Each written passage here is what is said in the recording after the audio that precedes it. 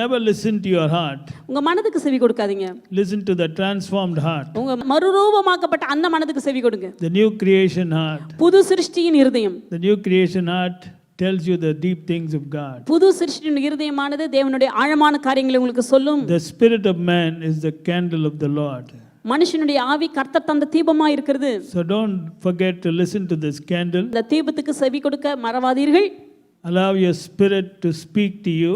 உங்களுடைய ஆவி உங்களோடு கூட பேச இடம் கொடுங்கள். But for that your spirit has to be in contact with the Holy Spirit at all times. அதற்கு உங்களுடைய ஆவி பரிசுத்த ஆவியான தேவனோடு கூட எல்லா நேரங்களிலும் உறவு கொண்டு ஐக்கியமா இருக்க வேண்டும். So when your spirit is in contact with the Holy Spirit, then your spirit will be the candle of the Lord.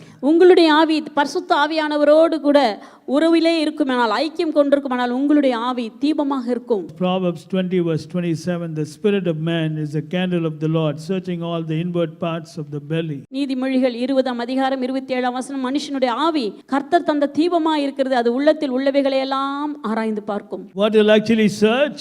எது ஆராய்ந்து பார்க்கும்? The candle of the Lord. கர்த்தர் தந்த தீபம். I like the Tamil Bible, கர்த்தர் தந்த தீபம். That's a great translation. கர்த்தர் தந்த தீபம். அது கர்த்தர் தந்ததான தீபம். What is that? அது என்ன? மனுஷனுடைய ஆவி. மனுஷனுடைய ஆவி. Spirit of man. மனுஷனுடைய ஆவி.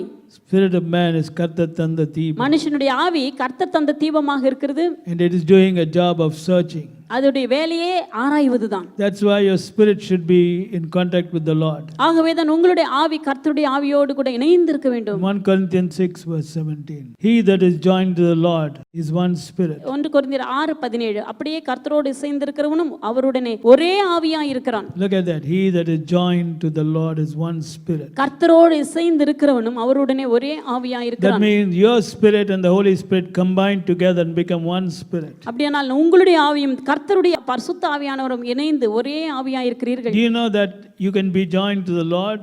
நீங்கள் கர்த்தரோடு இணைந்திருக்க முடியும் தெரியுமா? That's what he's telling. அதுதான் வசனம் சொல்கிறது. You can be joined to the Lord. நீங்கள் கர்த்தரோடு இணைந்திருக்க முடியும். And you become one spirit.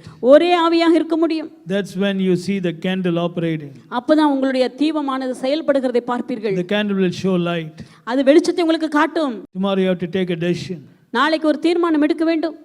Candle is showing light. விளக்கானது வெளிச்சத்தை காட்டுகிறது. Everywhere there's darkness. எல்லா பக்கமும் இருள் இருக்கிறது. What is darkness? Ignorance. இருள் என்பது என்ன? அறியாமை. You don't know what to do. What to do now? இப்ப அடுத்து என்ன செய்வது? Can I get married to this guy? இந்த நபரை நான் திருமணம் செய்யலாமா? It's all dark. ஆண்டவர், Can I take up this job? இந்த வேலையை நான் எடுக்கலாமா? Can I do investment here? இந்த இடத்திலே நான் முதலீடு செய்யலாமா? Can I do that? அதை செய்யலாமா? Oh, it's all dark. எல்லாமே இருட்டா இருக்குது. You need the candle of the Lord. உங்களுக்கு கர்த்தருடைய தீபம் தேவை. What's the candle of the Lord? எது கர்த்தருடைய தந்த தீபம்? Your spirit. உங்களுடைய ஆவிதான். But your spirit has to be joined with the Lord. ஆனா உங்களுடைய ஆவி கர்த்தருடைய ஆவியோடு இணைய வேண்டும். Then it will become the candle of the Lord and you'll know what others don't know.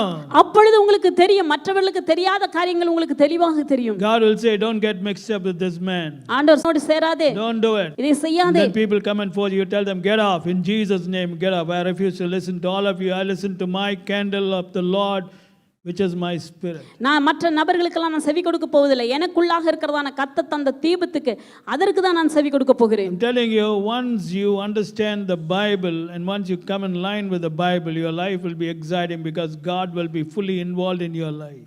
நீங்க வேதாகமத்தை புரிந்து கொண்டு தேவனை பற்றி அறிந்து கொள்வீர்களானால் உங்க வாழ்க்கையிலே தேவன் முழுவதுமாக பங்கு பெறுவார். Life will be exciting. வாழ்க்கை சுவாரஸ்யமாக இருக்கும். You'll see miracles happening left, right, north, south, east, west. அற்புதமானது இடது பக்கத்திலும் வலது பக்கத்திலும் முன்னும் பின்னுமாக நடக்கிறதை பார்ப்பீர்கள்.